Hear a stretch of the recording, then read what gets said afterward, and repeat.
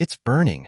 Labora looked towards his partner in panic and shouted, Mistita, but was not able to help him as his instinct was telling him that the fire was dangerous for him. Isami then turned towards Labora and asked with an amused expression on her face, You can feel it, right? You can feel that this fire is dangerous, right? She then started moving towards Labora and asked, Hey, why don't we do the same what you did with me, engulfing you in fire? Labora, who was feeling afraid of the approaching Isami, started moving back, seeing which Isami got more amused and asked, Now, aren't you a dragon? Don't get cold feet now. Show some courage. If you want, I can warm you up, and fired a wave of her fire towards the dragon. Labora, who saw the fire coming towards him, flew away, but then noticed that the fire was following him. No getting away this time, Dragon Kuin, and I increased the intensity of her flames, making them hotter and wider. Labora, who saw that there was no way that he was going to dodge the fire, turned around and opened his mouth to intercept it with his own fire. Isami, who saw that, smirked and said, It's useless, and started putty G more power in her flames, which immediately broke through Labora's flames and hit the dragon. Ag! Isami then flew above Labora and covered her fists with flames. She then started descending towards the dragon and started emitting fire through the soles of her feet to increase her speed. Once she got close to the dragon, she hit him with her flaming fists, repeatedly making the already injured dragon wince in pain. She then grabbed his tail, the back one, and then ignited it on fire, making the dragon immediately widen his eyes in shock and rush around in panic. Seeing the huge dragon acting like that, the audience had a complex feeling, as they were not able to decide whether to pity the dragon or laugh at the display. After Isami was done enjoying the show of the dragon running around with his tail set ablaze on dragon-slaying fire, she looked towards Mistita, who was pretending to be knocked out after the attack, and said, Want me to give you a wake-up call, Bishop Kuin? And pointed her hand towards Mistita, gathering a fireball in it. Mistita, who saw the fireball, immediately flinched and fired a lot of spells towards Isami, who took it head-on. She smirked and said, Seems like you forgot about something. Mistita looked at her with a confused expression on her face, which soon turned to that of worry when he saw Isami raise her gauntlet. Balance breaker. And once again her red armor was back on her. Isami looked at the dragon and then at Mistita and said, Let's finish this now, and rushed towards Mistita and grabbed him by the collar. Mistita, who was confused by Isami's actions, was thrown towards Labora, and the dragon, who saw his partner coming towards him, shouted, Mistita, do something about this fire, I cannot touch this. Mistita raised his staff and cast a water spell on Labora's tail, extinguishing the fire and revealing a tail whose scales were destroyed where the fire affected it. Labora sighed in relief and caught Mistita, who was coming towards him, and asked, Any idea what to do now? How about going back and rest? Both him and Labora got surprised by the voice and looked up only to see Isami in her armor with 2 blasters over each arm. Isami, who saw their surprised faces, smirked and said, Bye-bye, and fired a very huge flamethrower through her arm blasters towards the duo. Sarorg-sama's bishop and rook retired. The winner of the is round is Isami Hayudu of the Ria-sama's peerage.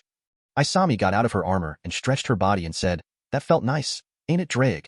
The gem on the gauntlet glowed, and Draig said, Indeed, the feeling of dominating the battlefield is the best after all. Hearing that, Isami had an amused expression on her face, and she said, Heh, even better than dominating Albion on the bed?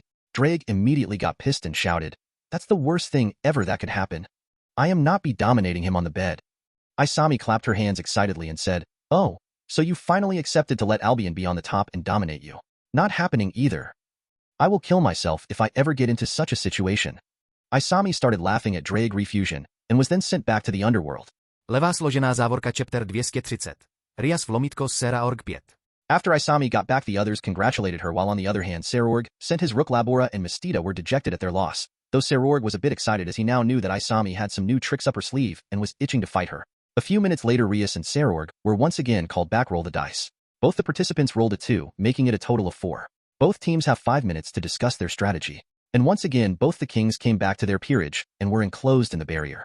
Rias looked at her peerage and said, Since it is a 4, they can now only send out the last remaining bishop of theirs, and as for us, we can only send in either the knights or Gasper. So who is up for it? The 2 knights looked at each other to see whether the other one was willing to go, but out of nowhere Gasper raised his hand and said, I would like to go. The whole peerage was shocked by Gasper's answer, and Rias immediately asked, Are you all right, Gasper? Is something wrong with you? With a worried expression on her face. Gasper immediately shook his head and said, I am totally fine. Aquino then asked, Then why are you volunteering to go? You wouldn't do that sort of thing normally, Gasper Kuin. Kaneko nodded and said, Gaspy is not like that. If you are not feeling well, I can give you some of my sweets, and gave a chocolate bar to Gasper. Gasper looked at the chocolate in his hand and then back at Rias with a pleading expression on his face and said, I am totally fine. All of them were once again surprised by his sudden yell, and Isami tried to calm him down by making him take deep breaths. Once Gasper was back to normal, he looked at the others and said, I just want to show the others that I am a man as well. I want to show that I am not a coward. I want to prove that I can be strong as well and can change. So don't try to be like that. He then looked at the others who were surprised by his answer and then said, Plus Tatsu-senpai, taught me a few moves, and told me to show the underworld what I am capable of. I want to stand up though his expectations. Please let me do this, President. Rias stared at Gasper for a while and then gave a tired sigh and said, just promise me that you will not be reckless and take care of yourself. Gasper looked at Rias with a smile on his face and nodded his head and said, I promise that I will win this. After the 5 minutes were up, Gasper and Coriana came forward, making some specific people in the crowd, making an uproar on seeing Gasper was up for fighting. Both the bishops were then sent to the raiding game field. Coriana looked at Gasper and with a smile on her face said, I am Coriana, one of Sarorg-sama's bishop, and you must be the famous cross-dresser Bishop Gasper, right? Gasper nodded and then bowed and said, nice to meet you. Coriana chuckled and said, oh my, don't be so nervous, boy. You will make me want to attack you, if you know what I mean. Immediately Gasper's whole face turned red and he said, WW, what are you talking about? TTT, that is very indecent. Coriana bent a little, but making her breasts jiggle, making Gasper focus on them. Seeing that, a mischievous smile appeared on her lips and she said, aren't you looking so intently on something indecent right now? Gasper immediately looked away and said, no, it's not like that. Coriana then stood straight and crossed her hands, lifting up her breasts a bit, while placing her hand on her cheek and said, it's fine, you know. How about you give up the match, and then I can teach you some indecent stuff later. I can assure you that you will not dislike it. And then walked towards Gasper and lifted his chin with her finger and asked, so, what do you say? Want to have some fun with One-san after the game? Gasper looked at Coriana with some tears at the corner of his eyes and said, I will not give up. I will win this match, and then transformed into multiple bats and started tackling her. Coriana, who saw Gasper transform into bats, was a bit surprised, but immediately went into a defensive stance and said, so you are a damper, huh? Bats tried to hit her, but Coriana easily blocked and dodged the bats and put some distance between the two of them. Gasper, who saw Coriana away from her, started to fly towards her, but Coriana immediately made a magic circle and started firing a lot of icicles towards the bats. The bats who were caught off guard by Coriana were hit by the icicles, but still a few of them managed to dodge them. Gasper then turned back to his human form and made a shield magic circle to block the incoming icicles. Coriana, seeing him go on the defensive, smiled and said, don't think that the shield will last long. You need know what happens when you don't follow the One-san's order, and increased the speed of icicles. Gasper's shield started to crack down, making him furrow his brows. He bit his lips and said, no other choice. His eyes then changed and turned totally red with a tiny of gold in them, and just as it changed, the time stopped for Coriana and the icicles. Gasper then moved away from his spot and got behind Coriana and let the time flow normally once again. Coriana, who saw Gasper disappear in front of her eyes, widened her eyes in surprise, but soon jumped up in the air and fired the icicles behind her when she felt something was there. Gasper, who was surprised by Coriana's actions, was hit by the icicles, but soon he stopped time once again and got away from her and let the time flow once again. Coriana once again saw the damper disappear in front of her eyes and then looked towards the direction where Gasper was. You seem to have some unusual power there, Damper-kun. Instantaneous movement? No, I guess it is something related to teleportation or time control, since you don't make any movement while disappearing. Gasper, who was bleeding from multiple spots, looked at Coriana and activated his sacred gear to stop time. Once the time was stopped, he fired some blasts of demonic energy towards her, but just as the blasts were about to hit, a barrier surrounded her. Being surprised by the sudden appearance of the barrier, Gasper's concentration got broken, and the time once again started moving for Coriana, who immediately started firing her blasts towards Gasper. Gasper, who took the blast head-on, got engulfed in the explosion, but was able to form a protective shield around him time to prevent any serious damage. Coriana looked at the struggling Damper and said, what you will do now, Damper-kun? Your time stopping won't work, since I have already placed a barrier around me which will block your attacks even if I am stopped. The result will be the same, so why not give up and go back? Gasper looked at Coriana and said, I am not going to put Tatsuya-senpai's name to shame. I will prove you that I am a man, that I can be strong. I will show you that I can win.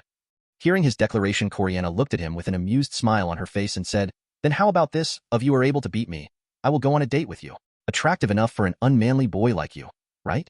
But just as she said that, Gasper's aura changed and he shouted, I am a man. He then took out a small piece of paper and said, Tatsuya-senpai, I'm going to use this, I guess.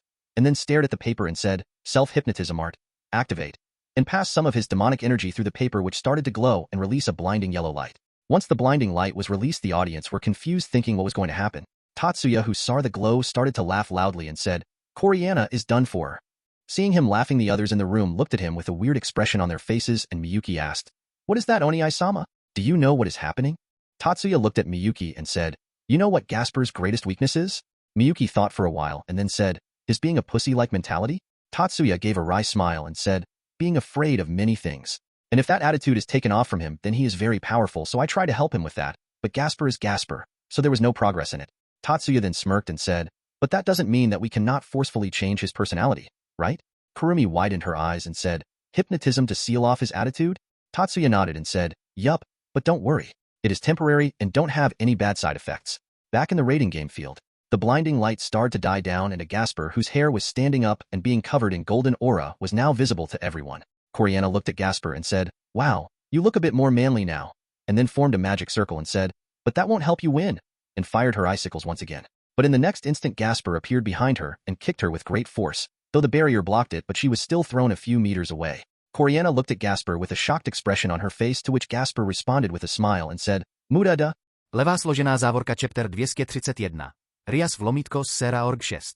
Coriana narrowed her eyes and once again started shooting out her icicles, seeing which Gasper just activated his sacred gear and dodged them easily. He smirked and then slowly started to fly towards Coriana, who kept on firing icicles and energy blasts at Gasper. Gasper kept his sacred gear activated and easily dodged the attacks and said, "What happened? Can't seem to hit me now, I guess? Why don't we just stop and you retire before I hurt you?" and stood in front of Coriana. Coriana, who now knew that her magic attacks were of no use, tried to punch him, but Gasper just moved his hand and blocked her fist with his palm and said, "You don't have the power to hurt me, you know? Want to see how a real punch feels like?" and used his other hand to coat it with reinforcement magic which was taught to him by Tatsuya, and punched Coriana in the gut while shattering the barrier in the process.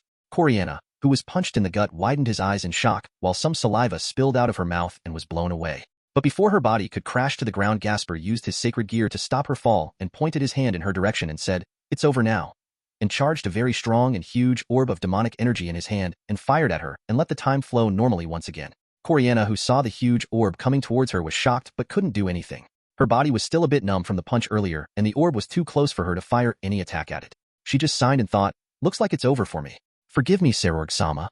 She looked at Gasper for one last time before the huge orb collided with her and her body dissipated in light particles. Serorg-sama's bishop retired. The winner of this round is Gas, EHHH. Back in the rating game field, the golden aura around Gasper's body began to fade away till none was left. Once the aura was gone, his hair came back to the original position and Gasper fainted and fell on the ground. Participant Gasper fainted. That means this round ends in a tie. In the room where Tatsuya and the others were sitting, Kurumi looked at Tatsuya and asked, "No side effects, huh?" Tatsuya looked at her and said, "You didn't hear me properly, I guess. I told you that there were no bad side effects from this technique.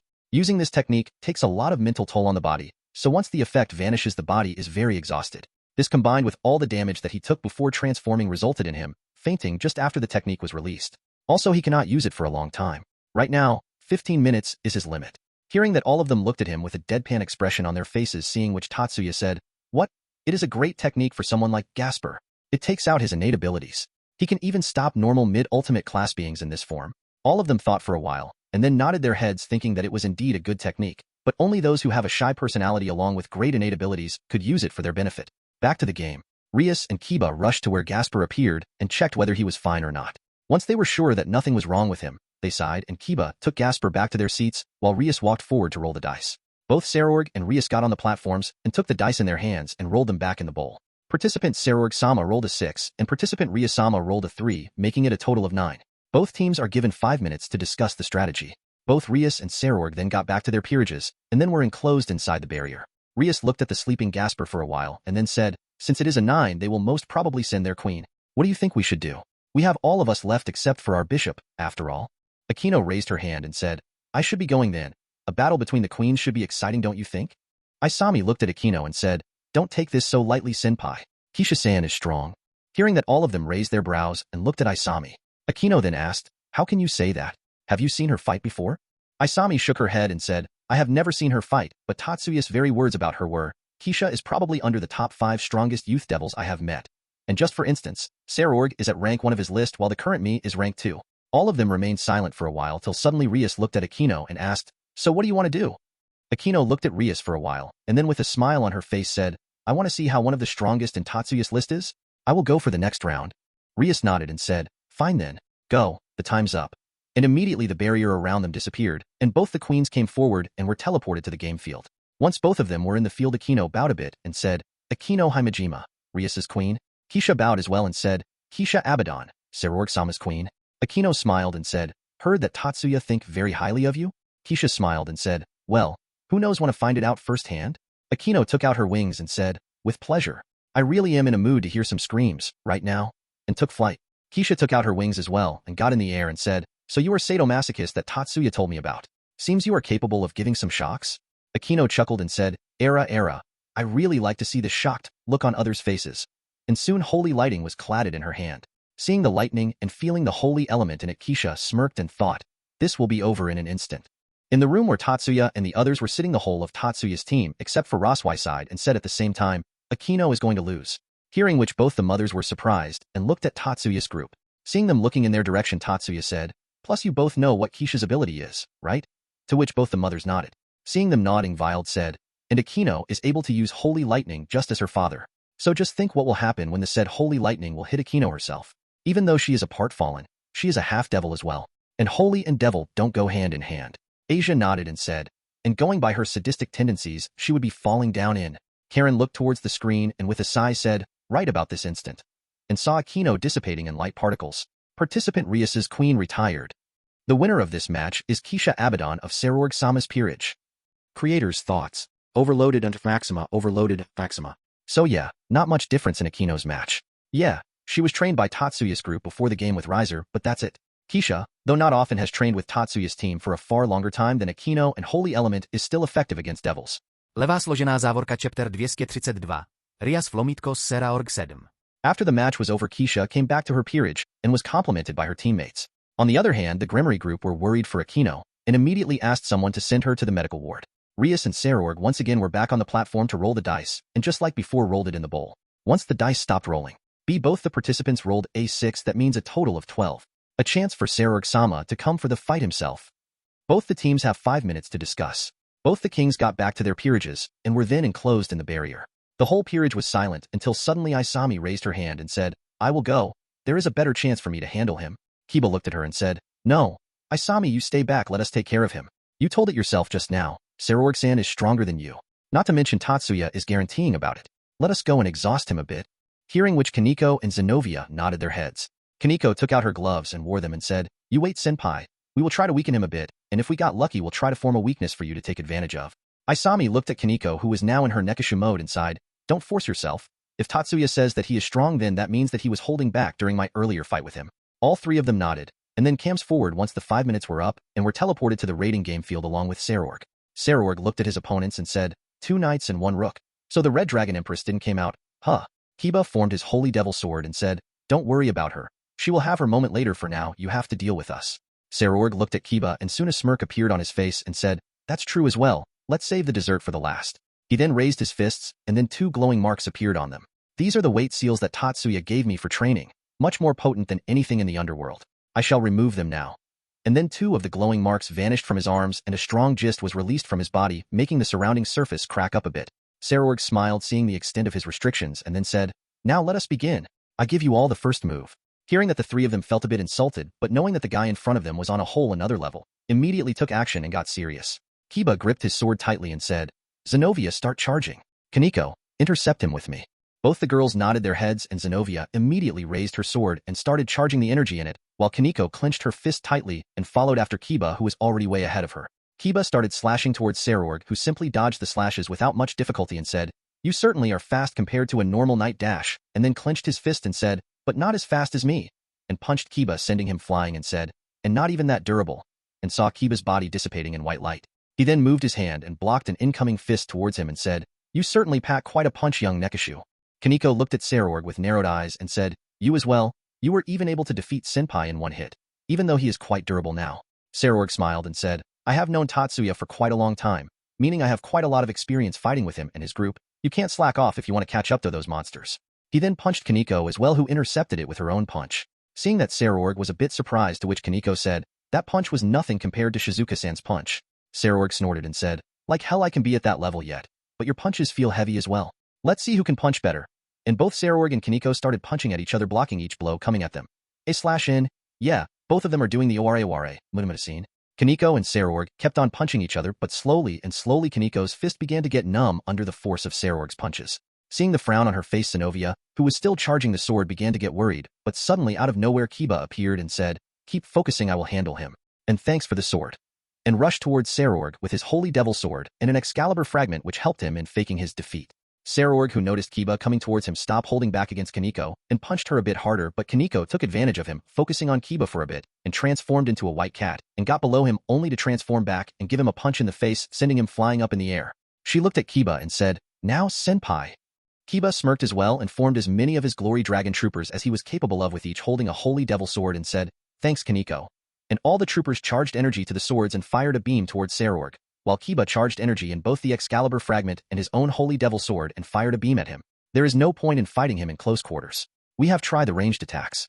Kaneko as well fired a beam made up of Senjutsu at Sarorg, which combined with the rest of the attacks, forming a huge beam. Kiba then looked at Zenobia and shouted, "Now Zenobia!" Zenobia clenched her teeth and sword, and a huge beam formed over the sword. She then looked towards Sarorg and the beam approaching him and said, "Take this EX Durandal," and fired the stored-up energy towards the beam heading towards Sarorg, amplifying the power of the attack. Sarorg, who saw the multicolored beam heading towards him, took his wings out and got even higher at a very fast speed and said, "Let me show you what a true attack looks like. A move which Tatsuya taught to a failure like me." He then took a stance and brought both his hands close to each other, and a blue glow appeared in his hands. Ka-me-ha-me. Sarorg then smirked and shouted, "H-A!" and fired the blue energy wave towards the incoming attack, breaking through it almost instantly and now heading towards the three devils. The three devils from the Gremory Peerage who saw the huge blue wave coming towards them panicked, and Kaneko and Kiba asked immediately formed a barrier around them. Sarorg looked at the barriers and said, "That would not help."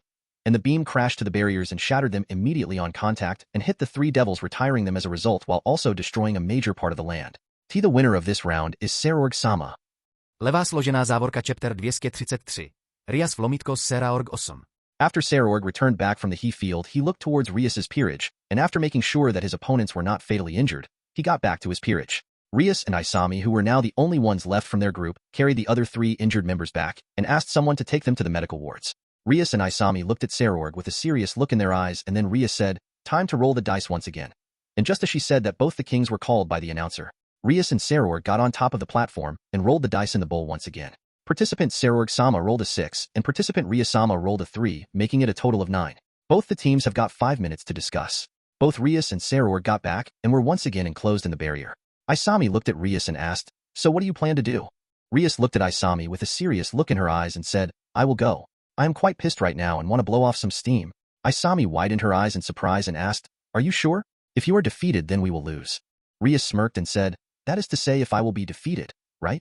Sarorg himself won't be coming, which leaves us with either the pawn or the queen.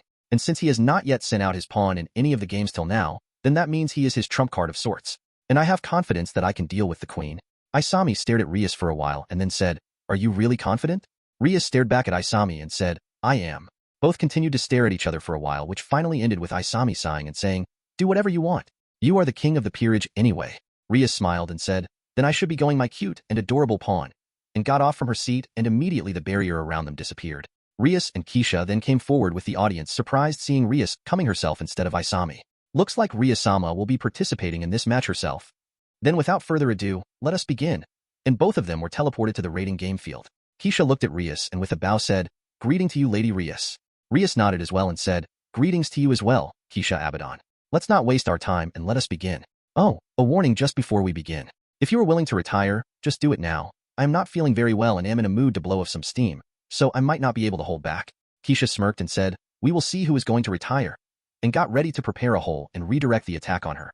Keisha looked at Rias and thought, she has not got much control over her demonic power and fires beams at her opponents. It would be easy to take on with whole W. What the hell is this? All of a sudden the ground started to crack up and the pressure around Rias began to rise. Her hair started to flow violently with her usual reddish-black aura surrounding her. She looked at Keisha with a smirk and said, "I gave you time, don't complain later." Suddenly a huge magic circle appeared on the ground with the symbol of Gremory inscribed on it, and a huge wave of power of destructing was fired up in the sky like a tower which engulfed most of the rating game field and Keisha in it. A few moments later the tower of power of destruction disappeared along with the magic circle, and only a huge crater of the size of the magic circle from before was left behind. Seeing the crater in the ground, Rias chuckled and said, "Looks like I let loose a bit too much." *T**. The whole audience as well as the announcer was silent. Even the room where Tatsuya and the others were sitting was totally quiet. The whole group just stared blankly at the screen except for Vinalana, who had a proud smirk on her face and looked at the speechless expression on the faces of others with amusement. Tatsuya remained silent seeing the display of Rias's power and thought, "Surzex really did a bit too much. But who am I saying that? I do the same thing as well." Soon a sigh escaped from Tatsuya's mouth and he muttered, "Looks like I owe her a favor now." The stadium remained silent for a while when suddenly out of nowhere someone shouted, "Yeah, that's my Ria-tan. Show them the power you have gained from the training and love of Onai-chan." The whole stadium snapped out of trance because of that someone's shout, and the announcer shouted, The winner of this round is Arayasama. Rias, who was still in what was left of the field, had an intense blush on her face and thought, "Oh, Oni-sama, I hate you. Just why did you had to shout like that? Fine then, I will tell Grafia to be stricter with him," and was then teleported back to the underworld. Once she was back, she could hear the audience cheering for her, making her happy, and thought, "It is my first step to be recognized as Rias and not a Gremory." She then looked towards Isami, who had a huge smile on her face and showing her a thumbs up. Rias smiled at Isami's action and gave a thumbs up in return as well. Suddenly she heard a voice in her head, "Good job, I was certainly impressed by you. Just don't lose focus and try to win. And don't get overconfident and mess the whole thing." Rias widened her eyes in surprise and thought, "Wait, Tatsuya. Yeah, it's me. Bye. Good luck with the final match." Before Rias could say something, Tatsuya cut the connection with her, making the red head sigh in disappointment. She walked back to his seat and Isami asked, "What happened?" Rias looked at Isami and asked, "When this May is over, tell me about Tatsuya's likes and dislikes." Isami didn't understand what actually happened with her king and just nodded her head. Levá složená závorka chapter 234. Rias Flomítko Sera Org 9. After a few minutes of rest, the announcer once again appeared and said, "Now let's head towards the next match. Participants, PLE dash." But before he could finish, Sarorg stood up and said, "May I request for a match with the remaining members of the peerage? It wouldn't be any fun now since only the high-value players are left." And dash, he then looked at Rias and Isami and said, "I really want to see how much power these two have." The announcer then relayed the information to the judges, who, after discussing among themselves, told their answer to the announcer. The judges have no problem with Sarorg-sama's proposal. Does Rias-sama agree to this? Rias looked at Isami, who looked back at her and said, "We don't know how strong his pawn is?" Rias then replied, "But the fact that we cannot beat him one-on-one is true as well. We might have a better chance if we work together, and we also don't know anything about his pawn, so it is better to cover each other's back." Isami just sighed and said, "There are way too many assumptions and variables in this match. It is really pissing me off. Drake, what do you think we should do?" The gauntlet appeared on her arm and Drake said, "Just agree with it. Even if there are variables in this fight, it is still better than to fight him head-on-one as the result of that match is fixed, which is your total loss." Isami just sighed and nodded her head, seeing which Rias looked at the announcer and nodded her head as well. The announcer nodded his head with an excited expression on his face and said, "Gremory team has accepted FHEBL team's condition. This means it will be the last match of the game." Isami took a deep breath and said, "Drake, president, let's do this." Rias nodded her head and said, "Yeah, let's give our best." Both the teams were then transported to the rating game field, and Sarorg stared at Isami, who stared back at him. "President, take care of the pawn. I have some unsettled score with him." Rias looked at Isami and asked, "And what about our plan to deal with him together?" Isami looked at her and asked, "Do you really think that he is in the mood for that? He clearly wants to know how much was I holding back in our spar earlier." Isami looked at Sarorg and saw the excited expression on his face while looking at Isami. She sighed and said, "Fine. I will try to take down the pawn as soon as I can so that I can assist you in the battle." Isami nodded and said, "That will help. Let's do this, Drake." The gem on the gauntlet glowed and Drake yelled, "Welsh Dragon, Balance Breaker." Sarorg came forward as well while cracking his knuckles and said, "So shall we continue where we left out earlier, Red Dragon Empress?" Isami took her stance and said, "And I hope that you are not going to hold back this time?" Sarorg took his stance and said, "That depends on whether you can make me D-dash." Before he could finish, Isami rushed towards him and tried to punch him, but he intercepted it with his own punch. "You should let someone finish when they are speaking to you." Isami snorted and covered her fists in flames and tried to make him back off by burning his hand. But Sarorg immediately covered his hand with Tuki, preventing any burns that could happen. So this is the flame which Labora was talking about? They are very hot indeed, probably hotter than the flames of an average phoenix. He covered his other fist with Tuki as well and said, "But that isn't going to stop me," and punched at Isami, who immediately used her leg to strike Sarorg's leg and making him stumble a bit, which changed the trajectory of the punch, making it miss Isami. Isami wasn't any time and immediately elbowed him, which Sarorg blocked with his hands, but still there was a small crater formed on the ground. Sarorg then pushed Isami back and said, "You really were holding back a lot the last time." Isami regained her balance and said, "So were you. Your reflexes are on a whole another level now." Both of them once again got in their stances and Isami said, "So shall we take this up a notch?" and started releasing her aura. Sarorg smirked and started releasing his aura as well and said, "Why not?" But suddenly both of them heard a loud roar and turned around to see what happened and noticed Sarorg's pawn turning into a giant golden lion. Isami looked at the lion and asked, "What the hell is he?" Sarorg looked at Isami and said, "That's Regulus," and started to explain to her about Regulus's backstory. Once he was done, Isami looked at Rias and asked, "President, want me to help?" Rias just made some magic circles in her hand and said, "No need to worry, I can handle him. You are not the only one who was training under someone especially strong," and fired waves made up of her power of destruction towards Regulus, who started dodging them.